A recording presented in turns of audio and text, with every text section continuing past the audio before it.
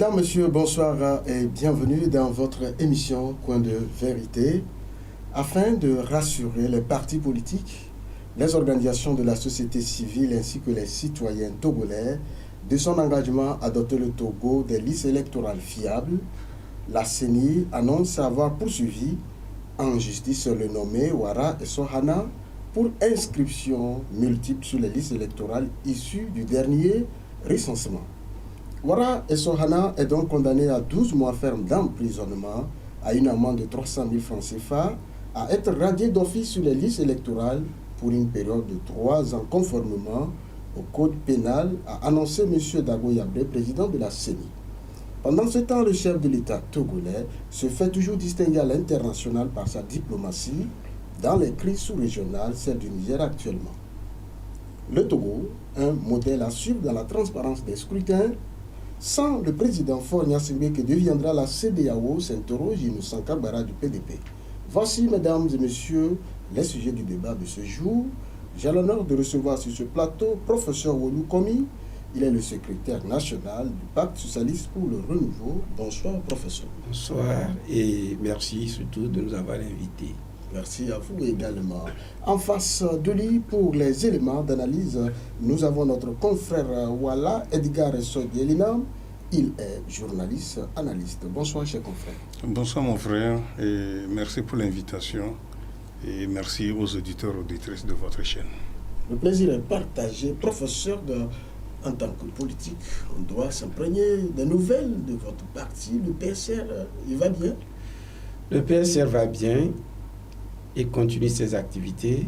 Vous le savez, dans un contexte difficile, mais nous poursuivons le combat par un travail de terrain et de formation de nos militants. Alors, le PSR est membre du grand mouvement citoyen qui vient de naître. Comment ça se passe de ce côté? Pour l'instant, disons que ça va bien également. Nous n'avons pas véritablement débuté les activités. Les discussions continuent et nous espérons que ça nous permettra de faire avancer le pays aussi sur le plan démocratique. Alors, nous allons tout droit dans notre sujet du jour. La CENI annonce avoir poursuivi un citoyen togolais pour avoir s'inscrit sur plusieurs listes déjà au niveau de l'opposition. Est-ce qu'on se réjouit de la transparence du scrutin qui s'annonce? Cette poursuite pénale ne suffit pas pour garantir la transparence des élections. Mais cela commence par le fichier électoral. Cela commence par le fichier électoral, mais à ce que je sache, il n'y a pas qu'une seule personne qui ait fait l'objet ou bien qui se soit inscrit plusieurs fois. Je crois au CPC, la question avait été débattue et plusieurs cas avaient été démontrés. De sorte que ce n'est pas une situation isolée. C'est la première observation que je voudrais faire de ce point de vue. C'est-à-dire que M. Ouara Essohana n'est pas le seul. Pas du tout. Au niveau du CPC, ça a été clair comme ça. Ça a été clair comme ça, puisqu'ils ont montré différentes situations. Je crois que lui, il s'est inscrit peut-être 13 fois. Il y en a qui ont fait ça 6 fois ou 5 fois. Et on nous disait à cette occasion que l'un d'entre eux même l'avait fait sous différents noms des autorités également. Donc, en tout cas, les noms patronymiques des autorités. Donc, il y a plusieurs personnes qui ont eu à le faire plusieurs fois. Peut-être chez lui, 13, c'est excessif. C'est-à-dire que quelqu'un a pris le nom des autorités pour aller s'enrôler? Oui, c'est-à-dire les noms de famille. Des autorités? Des autorités, donc différentes autorités pour s'enrôler. Voilà. Ah. Et ce n'est pas moi qui le dis, cela a été rapporté lors des débats du CPC. Donc, nous avions débattu des questions se rapportant au fichier électoral. Donc, avec certitude, ce n'est pas une seule personne qui a eu à le faire. Il peut y avoir des doublons exceptionnels, mais peut-être chez lui, c'est excessif. Et puisque vous l'avez mis en relation avec la transparence des élections, je disais donc que ça ne suffit pas, ce n'est pas tout. Et j'en profite pour dire quelque chose d'essentiel aussi. Ce sont les empreintes également qui ont permis peut-être finalement de détecter ces situations. Et il serait donc utile, lors des élections, de mettre en œuvre également le vote par empreinte digitale, ce qui éviterait qu'une seule personne puisse voter plusieurs fois. Ce sont des situations réelles qui se produisent dans les bureaux de vote et de façon honnête, personne ne peut contester ces situations. Donc, il est nécessaire que nous évoluions vers ce type de vote également. Et il est nécessaire également que nous puissions, autant que faire se peut, établir des cartes d'identité aux citoyens, à presque tous les citoyens, au grand nombre, de sorte que les recensements qui se feront de façon, disons pas des témoignages, sans carte d'identité, seront des situations exceptionnelles. Il faut qu'on avance vers là. Je crois qu'il y a quelques mois, nous avons fait, 6 partis politiques ont fait une déclaration dans ce sens, et demandant au gouvernement de tout faire de sorte que vers les années 2028, qu'il n'y ait plus d'inscription possible par des témoignages et que chacun soit muni de sa carte d'identité nationale. Ça pourrait réduire sensiblement aussi les coûts de ces recensements qui se font pour les fichiers électoraux. Nous allons revenir sur la sanction elle-même, chers confrères. D'entrée de jeu, quelle analyse faites-vous de la sortie de la CENI sur cette question? En tout cas, le seul fait que la CENI, par un communiqué, situe l'opinion, nous, en tant qu'hommes de médias, nous nous réjouissons de la situation. Parce que pendant longtemps, nous nous plaignons du fait que peut-être des choses se font en vase clos. Mais aujourd'hui, la CENI vient, par cette sortie, de démontrer qu'elle est sensible, qu'elle écoute quand même l'opinion.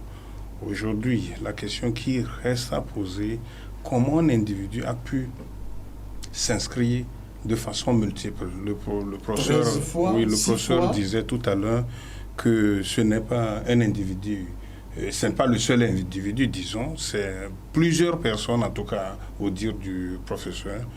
Et c'est à ce niveau que nous interrogeons quand même les organisateurs de ce recensement qui, malgré le fait que certains étaient dans l'attente de l'enregistrement, quelqu'un a pu se faire enregistrer plusieurs fois. Qu'est-ce qui a milité en faveur de cette situation? Peut-être c'est la faiblesse du système qu'il faut chercher à corriger pour les élections futures. Aujourd'hui, c'est la situation est déjà là. On ne peut pas chercher à corriger ce qui est déjà fait. La sanction seule, peut-être, ne donnera pas la correction à la chose, mais il faut amener, comment on l'appelle, le système à se questionner et à se repositionner pour les échéances futures. C'est-à-dire que, en tout cas, il va falloir chercher à mettre le système d'enregistrement en réseau afin que un seul individu ne puisse pas s'enregistrer plusieurs fois, ne serait-ce que 2 fois, ça serait impossible par le système des empreintes digitales, comme le professeur venait de le dire. Il va falloir perfectionner le système. Perfectionner le système, c'est vrai, on nous a toujours parlé de l'enregistrement biométrique. Ça tarde à venir, mais il faut continuer dans ce sens afin que les Wara ou bien et Sohanam ne se multiplient pas pour au moins garantir une forme de transparence, ne serait-ce qu'au niveau du fichier électoral. C'est vrai, l'homme politique disait que ça ne suffit pas pour garantir la transparence des élections, mais moi je dis que c'est un pas vers la transparence. Le seul fait qu'on a pu détecter, accepter même qu'il y a des gens qui se sont enregistrés plusieurs fois, sanctionner ceux qui l'ont fait, ça permettra aux prochains candidats de réfléchir par 2 fois avant de poser l'acte. Alors, professeur, 12 mois et 300 000 d'amende, et comment, en tant que juriste également, vous êtes homme politique, quelle analyse faites-vous de cette sanction? Parce que vous dites que d'autres aussi sont dans le cas, et oui, c'est officiel. Vous savez, d'autres aussi, je l'ai dit, sont également dans le cas, ce n'est pas une situation isolée. Et 1 an d'emprisonnement, 12 mois, avec 300 000 francs. Vous voyez, peut-être ils le font à titre pédagogique. Et celui-là qui s'est inscrit, il est même fort probable que ce n'est pas pour voter 13 fois. C'est évident. Certains d'entre eux le font à cause des avantages qui pourraient s'attacher à la carte. Par exemple, les mesures d'ordre social qui ont été prises, et il faut produire la carte. Et probablement, c'est dans cette logique qu'il a eu à le faire. Supposons que ce soit effectivement dans cette logique.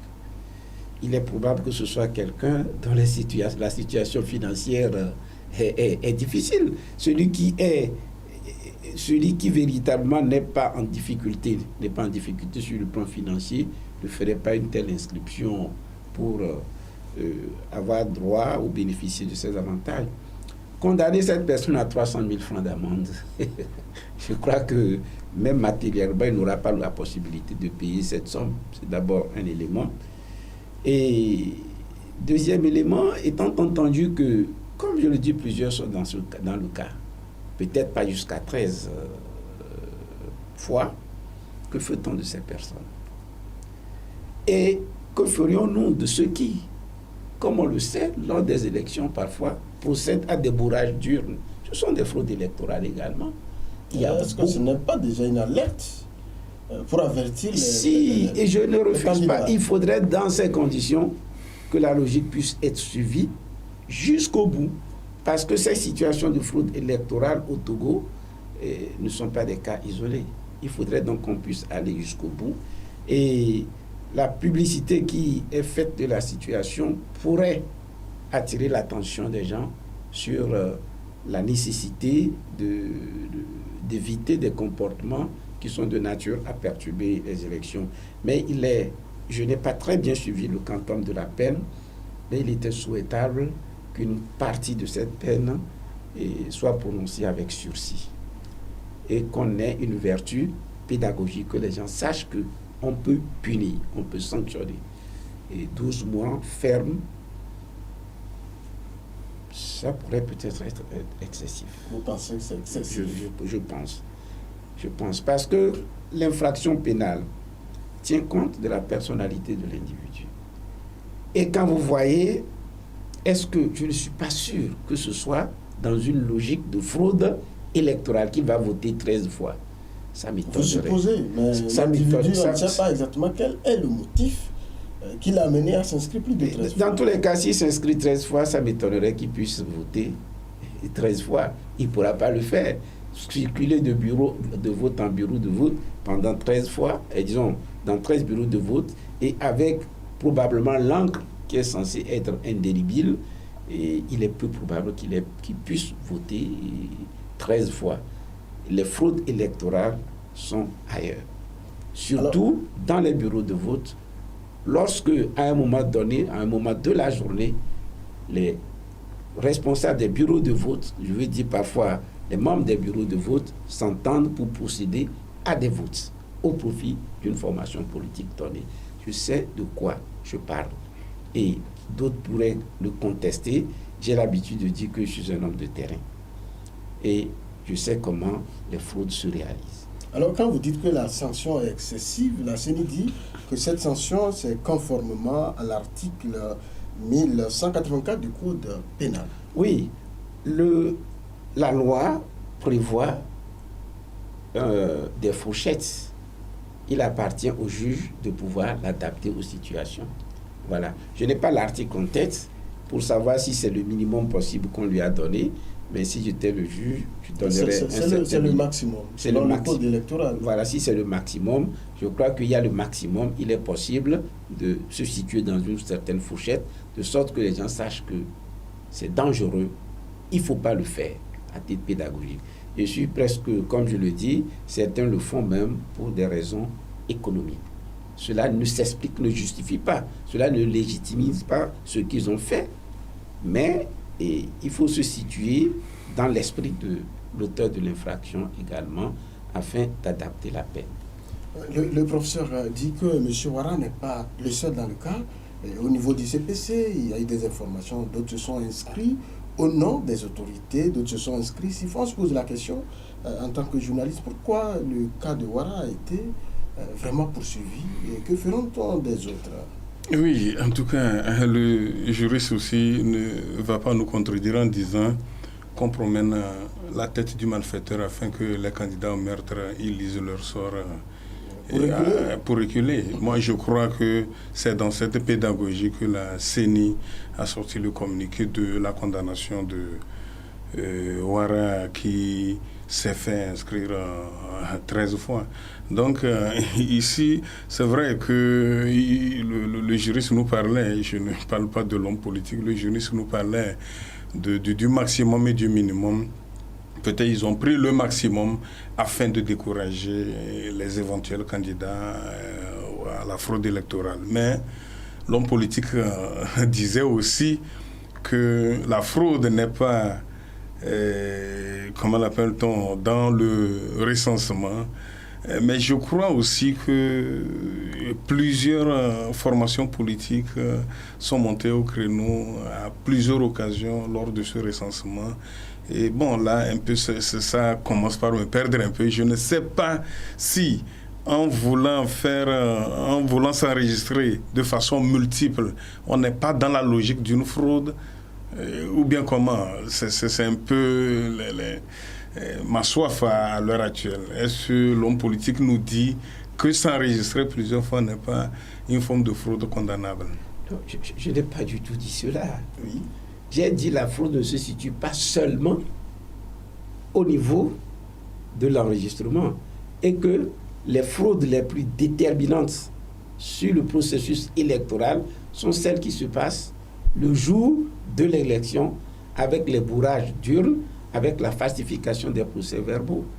Donc c'est ce que j'ai dit. Je n'ai pas dit que ce fait, en soi, l'enregistrement multiple n'est pas une infraction. Si elle n'était pas une infraction, le juge ne pouvait pas du tout prononcer une sanction pénale. Le code électoral même le prévoit. Oui, c'est à ce niveau, voilà. C'est à ce niveau que je serais heureux que le juriste condamne fermement l'acte et ne plaide pas pour une circonstance atténuante, parce que plaider pour une circonstance atténuante encouragerait les éventuels fraudeurs à continuer leur basse besogne, en tout cas au niveau de l'enregistrement. Au niveau de l'opposition, oui. Vous avez toujours revendiqué, dénoncé le fichier électoral qui n'est pas transparent, qui n'est pas... Voilà. C'est un peu à peu près à ce niveau. Aujourd'hui, c'est un peu surprenant de vous entendre. Et je voudrais bien que vous puissiez me suivre. Voilà. Je n'ai pas dit qu'il n'y a pas d'infraction. Mais j'ai dit quand une personne commet une infraction, on adapte la sanction à la personnalité du délinquant. Et j'ai dit c'est pour cette raison qu'il existe des fourchettes. Un minimum et un maximum. Et parfois, on cherche à expliquer, chercher à se mettre dans la peau de l'auteur de l'infraction. C'est pour cela qu'on dit que l'appréciation en matière pénale se fait in concreto. Pour savoir ses motivations. Et pas pour dire qu'il n'a pas commis d'infraction, pour adapter la sanction à sa personnalité. C'est pour cela que deux personnes peuvent avoir commis un meurtre, mais on n'appliquera pas forcément la même sanction en tenant compte des circonstances et en tenant compte de la personnalité. Et j'ai dit que le fait de sanctionner serait déjà un signe pour beaucoup d'autres personnes sur le plan pédagogique. Mais on n'a pas forcément besoin d'appliquer le maximum de la peine avant de décourager les gens. C'est ce que je dis et je maintiens cette position. Vous voyez, imaginez peut-être, je ne sais pas de qui il s'agit, peut-être même que c'est un élève, éventuellement d'un certain niveau, ou peut-être un apprenti, 12 mois plutôt d'emprisonnement ferme, cela voudrait dire suspension de son apprentissage peut-être pour les 12 mois. J'ai dit on pourrait mettre une partie avec sursis, de sorte qu'on sache que ce sont des comportements qui mettent en péril la cohésion sociale et qu'il faut les éviter. Donc je ne soutiens pas qu'il a fait une bonne chose. Je dis on aurait pu, à titre pédagogique, simplement donner une partie avec sursis Et surtout, ce n'est pas la sanction en elle-même qui donne cette vertu pédagogique, mais le fait que la CENI fasse une publicité sur cette sanction permet aux gens de savoir que véritablement on s'expose à des sanctions lorsque l'on ne respecte pas les règles se rattachant au processus de recensement. Et il existe d'autres infractions également en aval dans le processus électoral. Et je disais, je souhaiterais que cela aussi soit mis en œuvre. Aujourd'hui, au niveau de l'opposition, cela vous met en confiance avec la CENI? Ça ne suffit pas. Oui, mais est-ce que ce n'est pas un acte qui vous rassure que le processus... Mais regardez, par rapport à ce processus, nous avions dit, et vous, journalistes, vous êtes témoins, que dans la zone 1, il y a eu beaucoup de personnes qui n'ont pas pu être recensées. Nous avons insisté pour que, au moins, ne serait-ce qu'un ou 2 jours, pas tous les bureaux de vote, qu'on puisse éventuellement reprendre. Alors que le débat était en cours à la CENI, je sais de quoi je parle. Le président a fait un communiqué pour dire que tout était terminé. J'ai dit cela au CPC. Lorsqu'ils ont voulu dire que c'est une décision consensuelle de la CENI dans son ensemble, je leur ai dit non. Et c'est pour ça, sans revenir sur ces éléments, je vous dis que celui-là seul ne suffit pas pour donner confiance. Si on veut donner confiance, il aurait fallu que tous ces citoyens, et c'est de notoriété publique, qui ont fait la queue pendant plusieurs jours, qui n'ont pas pu se faire recenser, c'est une violation de leur droit fondamental qui n'ait pas pu le faire. Ne serait-ce que de façon symbolique, on aurait pu l'ouvrir pour quelques jours. Est-ce que vous comprenez pourquoi cette reprise pose un problème? Ça pose un problème. Pourquoi ils ne le font pas? Je ne sais pas. Ils ont pu invoquer des questions d'ordre financier. Technique. Ils ont pu dire que s'ils le faisaient dans la zone 1, ils doivent le reprendre dans la zone 2. C'est un raisonnement trop biaisé. Si les mêmes problèmes ne se sont pas posés dans la zone 1. Est-ce que les mêmes problèmes ne se sont pas posés en réalité? Moi, je vous dis que les mêmes problèmes ne se sont pas posés. Ceux qui voudraient qu'on ne reprenne pas ont mis en relief un argument selon lequel les mêmes problèmes se sont posés. J'ai des représentants dans les CELI. Je les ai puisque le PS est représenté.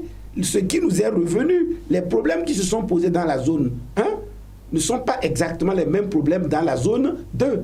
Et si effectivement les mêmes problèmes de la zone 1 se posent dans la zone 2, ce serait triste pour la CENI et pour le gouvernement. Cela voudrait dire qu'ils n'ont pas tiré leçon des difficultés qu'ils ont eues dans la zone 1. Le PSR est membre du... Vous siégez au niveau du CPC? Et bien évidemment. Est-ce que les partis membres qui siègent au niveau du CPC ne sont pas prononcés sur la question? Nous avons eu des débats très houleux sur cette question. Il y a une conclusion. Mais c'est que le gouvernement n'a pas cédé. Vous avez entendu, le gouvernement n'a pas cédé. Mais nous avons dit il y a au moins 6 partis politiques. Après le débat, 6 partis politiques même ont fait sortir un communiqué pour dire qu'ils ne sont pas d'accord sur la façon dont les choses se sont produites. Mais le chien aboie, la caravane passe. Oui. Alors, chers confrères, sur la situation de la reprise du recensement dans la zone 1, vous avez écouté l'homme politique. On a pensé que la page est tournée, mais on comprend qu'il y a toujours des problèmes de classe. Il n'arrêtait toujours rester en travers de la gorge des hommes politiques. Mais moi, je crois, c'est vrai que le professeur nous fait comprendre qu'il a ses représentants au niveau des CELI. C'est une bonne chose. Mais je crois que nous avons aussi dit, même si le droit d'un seul individu est violé, il faut le réclamer. Je crois que c'est à ce niveau même qu'on réclame que le recensement puisse être repris dans la zone 1. Mais on ne peut pas aussi dire absolument que dans la zone 2 et 3, qu'il n'y a pas eu des Togolais qui sont restés sur le carreau. Moi, les hommes politiques doivent peut-être chercher les moyens. C'est à ce niveau que nous devons tous nous mettre d'accord. Puisque quel moyen? Tout à l'heure, l'homme politique parlait que ce qui leur a été opposé sont les moyens financiers. si sont les moyens financiers. On parle de la CENI. Oui, au niveau de la CENI, puisque c'est la CENI qui décide de la reprise du recensement dans la zone 1 ou sur toute l'étendue. Et si on leur a opposé le problème de moyens, c'est à tous les hommes politiques de se dire, bon, allons bas la terre, cherchons voir par où trouver les moyens pour continuer le recensement. Puisque dans la zone 2 et 3, il y a, selon aussi nos recoupements, des Togolais qui sont restés sur le carreau, qui n'ont pas pu être recensés. C'est là où se trouve le problème, puisque nous parlons, nous tous, de l'égalité des chances. Tous les Togolais sont donc égaux et il va falloir que tous les Togolais soient enregistrés de la même manière. L'unique chose, excusez-moi professeur, l'unique chose que nous, à notre niveau, nous avions fait comme observation et proposition à l'époque, c'était de voir dans quelle mesure on peut déposer certains kits au niveau des mairies afin que des gens puissent continuer à se faire recenser avec les noyaux de partis politiques qui siègent au niveau de la CENI, qui pourraient se déplacer au niveau des mairies et continuer normalement le recensement des Togolais qui font la demande. Alors, professeur, vous avez voulu réagir? J'avais voulu réagir en disant que il y a l'égalité, il y a l'équité. Et les problèmes qui se sont posés dans la zone 1, je le dis et je répète, ceux qui sont sur le terrain nous l'ont rapporté. Si on dit égalité, un Togolais, même une seule voix, j'ai demandé au gouvernement de pousser le raisonnement jusqu'au bout et de considérer le moment venu, lorsqu'ils vont affecter un certain nombre de députés par région, de considérer que la voix d'un Togolais, pour élire un député, la même voix serait pareille sur l'ensemble du territoire. Non, mais l'homme politique et le juriste que vous êtes, oui, vous savez aussi que le découpage électoral tient compte de deux paramètres. Le paramètre démographique et le paramètre géographique. Et c'est justement pour cette raison que, vu la densité qu'on a connue ici, et les problèmes que nous avons connus ici, nous n'allons pas dans ce raisonnement dire que si nous accordons un jour supplémentaire ou 12 jours supplémentaires à la zone 1, il faut forcément l'accorder à la zone 2. Parce que les mêmes problèmes ne se sont pas posés avec les mêmes intensités sur l'ensemble du territoire. Je suis d'accord que ce n'est pas simplement le poids démographique. Il y a d'autres éléments qui doivent intervenir, mais je voudrais que ce raisonnement soit poursuivi un peu partout de façon à ce qu'il n'y ait pas deux poids, deux mesures. Et c'est justement pour cette raison que je disais que au niveau du recensement par rapport à cette infraction, qu'on sache que lorsqu'on va procéder au vote également, le moment venu, s'il y a des situations pareilles, qu'on puisse également poursuivre les personnes. Et dorénavant qu'on sache que ces manipulations sont condamnées par la loi. Alors, professeur, est-ce qu'aujourd'hui on peut tenter de dire que le Togo est un modèle dans ce processus d'enrôlement des électeurs, avoir tout ce qui... Vous m'excuserez, je vais vous dire avec sincérité que le Togo n'est pas un modèle de ce point de vue. Est-ce qu'il y a quelque part où la CENI a porté plainte contre un individu? Cela ne suffit pas. Regardez, nous avons dit, dans le cadre des discussions qu'on a eues avec le gouvernement, qu'il faut étudier ensemble la façon de faire des audiences foraines pour qu'un grand nombre de partis de Togolais aient des cartes d'identité. Ce qui permettrait de limiter cette situation d'enregistrement sur témoignage, etc., etc. Mais ces discussions, malgré tous les débats qu'on a eu à faire, n'ont pas eu un début d'exécution relativement à cet aspect. Est-ce que c'est pas un problème? Nous avons eu, ce n'est pas une question. Il faut se mettre dans le... Si on le fait une fois pour toutes, sur la base des cartes d'identité, vous verrez que chaque année, on ne sera pas obligé de reprendre le même processus. Premier point. Non seulement qu'on n'aura pas besoin de reprendre, ce qui voudrait dire qu'on va limiter le nombre même des opérateurs. À terme, on va gagner. Non seulement les fichiers seront sécurisés, mais à terme, on va gagner aussi sur le plan financier. Il faut qu'on commence par le faire. Je crois lors des discussions, il était convenu également que le vote même par empreinte digitale devait être expérimenté. On devait le mettre en œuvre à titre expérimental lors des élections régionales. C'est à qui? C'était dit comme ça dans les recommandations que nous avons ensemble signées et disons, qui ont été adoptées par le gouvernement également. Bon. Mais s'il n'y a pas d'élection régionale, l'élection la prochaine qui viendra, il faudrait qu'on essaye de l'expérimenter. On verra si le gouvernement ira dans ce sens ou n'ira pas dans ce sens. Mais pour nous, ce sont des préoccupations réelles. Peut-être que nous reviendrons aux problèmes qui se posent aujourd'hui dans la sous-région. Si on va très loin, ce sont parfois des problèmes d'élection qui nourrissent des situations qui plus tard éclatent au grand jour. Mettons notre pays à l'abri de ces risques en essayant de trouver des solutions définitives. Alors, chers confrères, avant de revenir sur la même question, le Togo, est-ce un modèle dans l'organisation des élections ou dans la transparence du scrutin, à voir la réaction de la CENI? Vous parlez plutôt de la publicité aujourd'hui sur cette question de M. Ouattara et Sohana. Nous allons marquer une pause. Élections régionales 2023. Pour le développement de nos régions et l'enracinement de la décentralisation, mobilisons-nous pour la réussite des élections régionales 2023. Participons au processus dans la paix, la stabilité et la concorde nationale. Togoléviens, bâtissons la cité.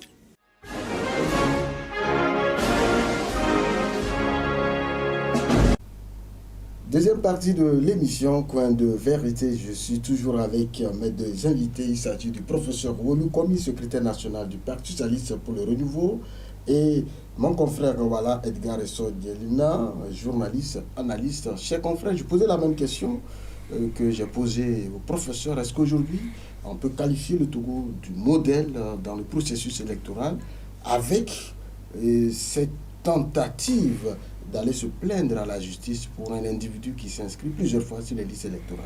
Oui, je crois que c'est une première au Togo, mais parler de modèle, chaque pays est une entité politique en soi. Donc moi, je ne pense pas qu'on puisse généraliser et inscrire le Togo comme un modèle en matière de démocratie ou d'élection transparente. Chaque pays, comme je le disais, est unique, que ce soit les États-Unis, que ce soit la France ou les autres grandes puissances. Aucun pays ne ressemble à un autre en matière d'élection. Donc, par rapport à ça, moi, je ne peux pas parler de modèle, mais c'est une avancée que la CENI, l'institution qui organise l'élection, puisse porter plainte contre un individu qui a fraudé. Et le professeur le disait entre-temps, et vivement que ça se poursuive, que ce soit lors des recensements, que ce soit pendant l'élection ou que ce soit après les élections, tout individu qui a été surpris comme fraudeur puisse être poursuivi par la loi et que la loi puisse travailler pour tout le monde. Alors, professeur, vous disiez que le problème des élections sont la cause des maux que nous vivons aujourd'hui en Afrique. Allons-y sur le plan international, surtout au niveau du Niger, avec le coup d'État, toute l'actualité focalisée sur ce pays. Quelle est votre analyse, d'abord en tant que juriste et homme politique, sur le coup d'État au Niger? Vous savez, le coup d'État au Niger illustre beaucoup de nos problèmes en Afrique. D'abord, sur le principe, on ne peut pas soutenir un coup d'État parce qu'il existe des mécanismes pour pouvoir accéder au pouvoir. Donc, de ce point de vue, en soi, le coup d'État est blâmable. Mais, autre problème, c'est que les coups d'État souvent ne viennent pas du néant. Il y a des situations qui favorisent ces coups d'État. Et ces situations qui favorisent ces coups d'État, c'est un deuxième problème. Troisième problème, après ce coup d'État, la réaction de la communauté internationale. Je veux parler particulièrement de la CEDEAO, qui veut envoyer une armée pour restaurer le président. C'est un autre problème, parce que cette décision en elle-même est irréalisable. je ne sais pas s'ils ont agi sous l'effet de l'émotion, ou comment peuvent-ils penser qu'on enverrait une armée pour pouvoir dégager cette armée qui est là et pouvoir réinstaller le président, tout en sachant que ce président actuellement est entre les mains des auteurs du coup d'État. Ce n'est pas... Vous parlez de l'émotion, mais ce n'est pas la première fois une intervention militaire au niveau de la CEDEAO. Mais il ne faut pas comparer les situations. Vous voulez parler de la Gambie ou bien de quelle situation? Bien sûr. Peut-être que c'est une situation dans laquelle la Gambie, petit pays, et peut-être l'urgence dans laquelle la situation, ils étaient dans un processus électoral dans lequel il avait déjà reconnu sa défaite. La situation n'est pas identique. Aujourd'hui, ce sont des militaires qui ont fait un coup d'État et qui détiennent, je ne sais pas comment vous appelez, que ce soit en otage ou quoi, je n'en sais rien, qui détiennent le président. Et vous irez combattre ces militaires et ils vont vous remettre le président de la République. Mais si ce président, à l'occasion de ces trucs-là, venait à décéder, et la population civile, qui aujourd'hui, au moins une partie de cette population civile, est acquise à la cause des putschistes, qu'entendez-vous faire de cette population? Vous allez tirer sur cette population. Vous parvenez peut-être à sauver le président vivant, vous l'avez libéré. Ces forces resteront là-bas durant tout le temps qui reste pour son mandat. Mais moi, je ne vois pas matériellement. Et est-ce qu'il n'envisage pas la possibilité aussi d'une guerre civile interne, c'est-à-dire les putschistes d'un côté, et à supposer qu'une autre partie de l'armée dise oui, nous soutenons l'ancien président, le risque d'affrontement. Quand vous analysez toutes ces situations, vous vous rendez compte que nous avons de sérieux problèmes en Afrique. De sérieux problèmes en Afrique. Il y a longtemps, en 2018, je disais, lors d'une émission ou une interview, qu'il y a un sérieux risque de divorce entre la CEDEAO des présidents et la CEDEAO des peuples. On en est là aujourd'hui. Alors, si les coups d'État sont condamnables, dans cette situation, si la CEDEAO ne procède pas au rétablissement de l'ordre constitutionnel, quel sera son avenir? Matériellement, la CEDEAO ne peut pas le faire. Ce que la CEDEAO doit faire, c'est qu'en amont, déjà, la CEDEAO prévienne ces situations. Vous pensez que cette page est déjà tournée? Elle est tournée. Pour vous? Même pour la CEDEAO, pour ces militaires, disons ces présidents qui disent qu'ils iront réinstaller le président nigérien, ils se trompent. Supposons un seul instant que les militaires décident de... Je ne sais même plus où il est. Hein. Il se pourrait qu'il ne soit plus au lieu où il était détenu, qu'il soit caché quelque part sur l'étendue du territoire nigérien. Est-ce qu'ils savent où est-ce qu'il est? C'est aussi facile, évident, que moi je ne vois pas comment ils pourraient le faire, comme si les militaires putschistes vont vous dire « Ah, monsieur le président, il est ici, venez le prendre ». C'est une question de guerre, il y a aussi des stratégies, on ne sait jamais. Mais écoutez, j'ai entendu dire, et ce qui me surprend, un général français qui disait que l'armée malienne, l'armée burkinabé ont des problèmes avec les djihadistes, ils n'ont pas le temps d'aller soutenir l'armée nigérienne. Mais je dis, mais c'est scandaleux. Ce n'est pas une guerre entre deux armées. Il ne s'agit pas d'aller faire la guerre pour conquérir des territoires. Il s'agit d'aller sauver un président détenu et le réinstaller en tant que président de la République. Mais ce ne sont pas les mêmes phénomènes. Je ne suis pas militaire, mais je sais que matériellement, c'est impossible, vu tous les risques qu'on a évoqués tout à l'heure. Alors, chef frère, la situation devient très compliquée entre la CEDEAO et les putschistes au Niger. On se pose la question, qu'est-ce qu'on peut espérer dans les jours à venir? Qu'est-ce qu'on peut espérer dans les jours à venir? Moi, je crois que la CEDEAO est allée trop vite en besogne par rapport au cas du Niger. La CEDEAO aurait pu aller de façon graduelle dans son approche avec les nouvelles autorités au Niger.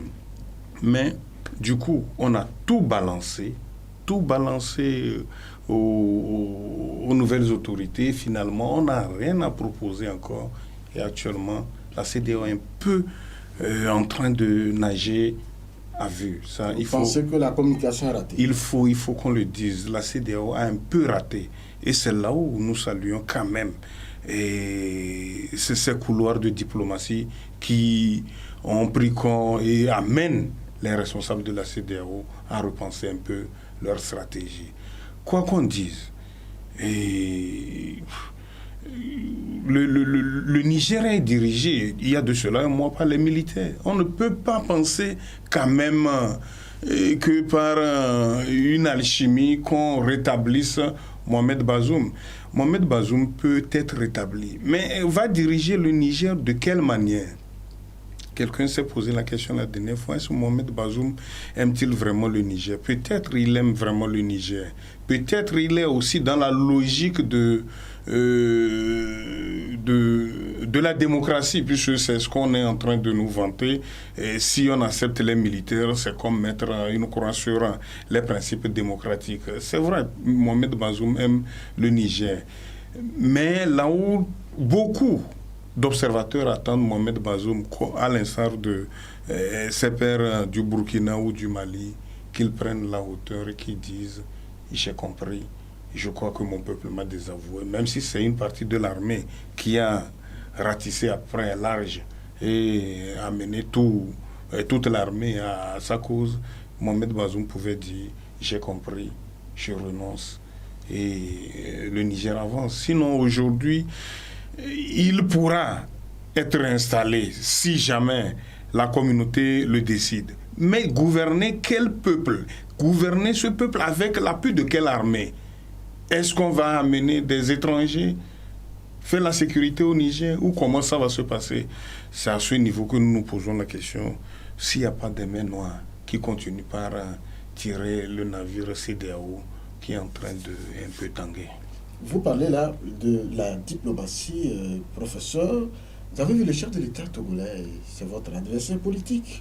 Dans la médiation, dans la diplomatie aujourd'hui, même s'il est votre adversaire, est-ce qu'il vous séduit à travers tout ce qu'il fait? Parce qu'on sait que c'est grâce à lui que la CEDEAO et aujourd'hui les autorités nigériennes sont rentrées en discussion. Oui, vous voyez, je ne suis pas dans le secret des dieux. Et je ne sais pas comment les décisions ont été prises pour que très vite ces communiqués soient faits au nom de la CEDEAO. Mais je crois que déjà à ce niveau, le chef de l'État aurait dû leur dire non, en réalité, de ne pas le faire. Vous avez eu, à dire qu'ils sont allés vite en besogne, c'est une erreur grave. Tous ces communiqués, et ils en ont fait au nom de la CEDEAO. Et le président de la République est censé appartenir à cette CEDEAO. Et je ne sais pas s'il n'a pas eu l'occasion de leur dire non à cette occasion. Est-ce que sa voix seule pouvait changer quelque chose dans cet ensemble? Mais face à des situations aussi graves comme ça, il faut y mettre des réserves. Je ne sais pas comment ils discutent entre eux. Ils disaient non, on n'est pas d'accord. Bon, si c'est son intervention qui permet de renouer ces discussions aujourd'hui, donc on ne peut que s'en réjouir. Mais je me demande maintenant, la question que je me pose, est-ce que ce n'est pas trop tard?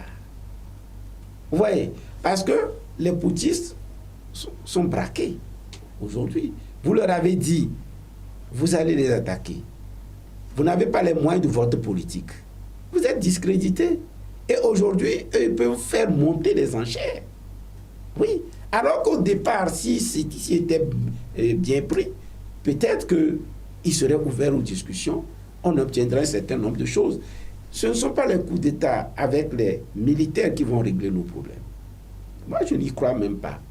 Pour que nos problèmes soient réglés, c'est que nous devons accepter véritablement les principes démocratiques. Ceux qui viennent au pouvoir, ne pas chercher à manipuler les constitutions pour y rester. Ceux qui y sont, qu'ils acceptent les limitations de mandat, qu'ils acceptent les élections transparentes. Quand on voit un président, on dit, bon, écoutez, dans tous les cas, il ne lui reste que 2 ans. on le comprend, on comprend mieux, on est plus indulgent, il n'a qu'à vite faire partir.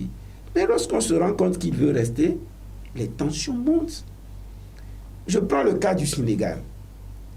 Que le président Macky Sall cherche à faire un troisième mandat encore, qu'il réussisse, puisqu'il semblerait selon certains, qu'il n'a pas totalement renoncé à ce désir. Moi, je dis, le seul fait qu'il ait pensé seulement à la possibilité de modifier la Constitution pour faire un troisième mandat pour quelqu'un de son rang, c'est blâmable, déjà. Moi, je blâme cette situation. Nous devons, ou que nos dirigeants doivent prendre de la hauteur. Votre collègue du PDP, Innocent Kabara, s'interroge sans Faure Gnassingbé, que deviendra la CEDEAO. Je ne sais pas. Raisonnant comme ça, c'est peut-être banaliser ou peut-être piétiner tous les autres chefs de l'État. Moi, je ne dis pas ça. Est-ce que ce n'est pas la diplomatie du chef de l'État qui séduit aujourd'hui? Écoutez, j'ai pris un cas particulier en disant ceci. Si, grâce à son intervention, le dialogue a pu être renoué, nous ne pourrons que saluer cette situation. C'est positif. Est-ce que cela conduit à dire que c'est grâce à lui que la CEDEAO vit aujourd'hui? Le Togo a de réels problèmes sur le plan politique, sur le plan électoral. La charité bien ordonnée commence par soi-même. Alors si le chef de l'État arrive à faire bien ailleurs, est-ce que ce n'est pas son opposition aussi qui ne l'écoute pas? Vous êtes journaliste. En quoi est-ce que l'opposition ne l'a pas écouté? Vous pourriez également nous le dire. On s'interroge. Comment arrive-t-il à réussir ailleurs et dans son pays? Ce ne sont pas les mêmes problèmes. Ailleurs, il ne va pas pour conquérir le pouvoir, il ne va pas pour gouverner, il va pour des médiations.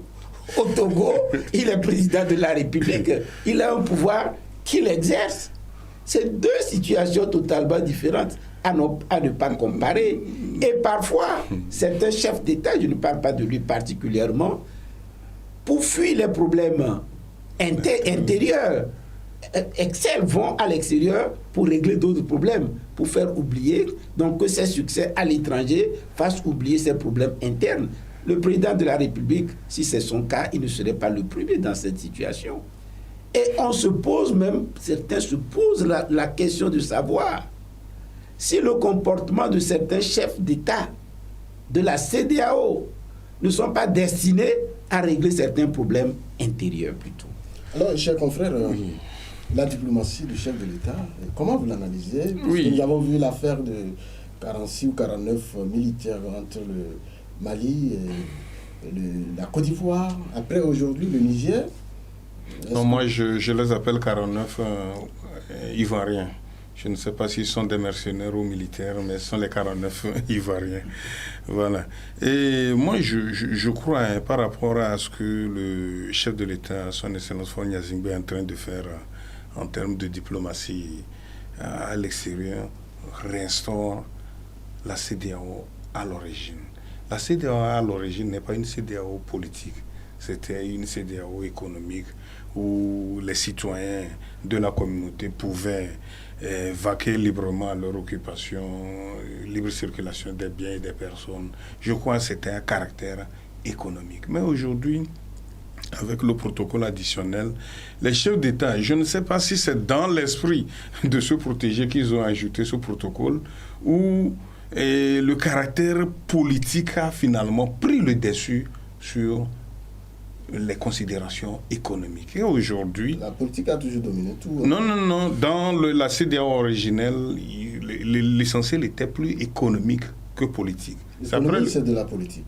Bon, là, finalement, je te comprends.